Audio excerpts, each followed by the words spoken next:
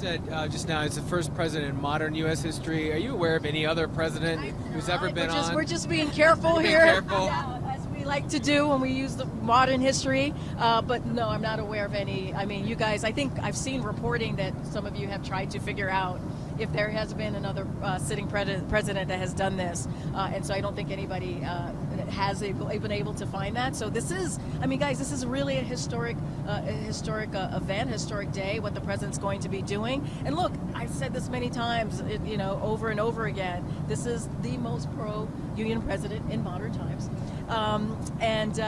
And so, he is continuing to show his support. This President Joe Biden, is continuing to show his support for union workers, in this case, auto workers.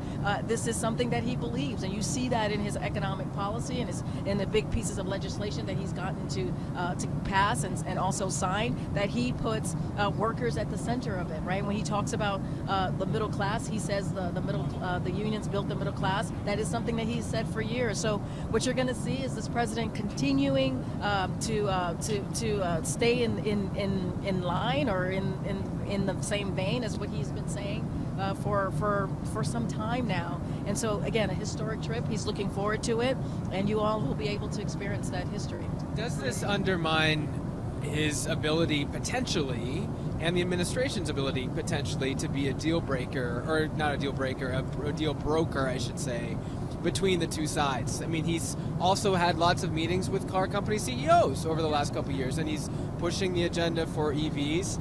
Does it undermine that at all, do you think? No, I don't think so. Look, he also has spoken to all the parties, as you all know. He spoke to the automakers, certainly, before he left for India, as we have stated before. Look, and I said this at the top, he believes that the women and the men of UAW deserve a fair share of the value that they've been able to help create, right? And it is record profits should lead to a UAW record contract. That's what he believes. And look, you hear the president talk a lot about dignity, right? Making sure that American families, American households have the dignity, and this is part of it. Being able to sit around the kitchen table and be able to deliver for your family, be able to pay your bills, and do it in a way that's that has that dignity that should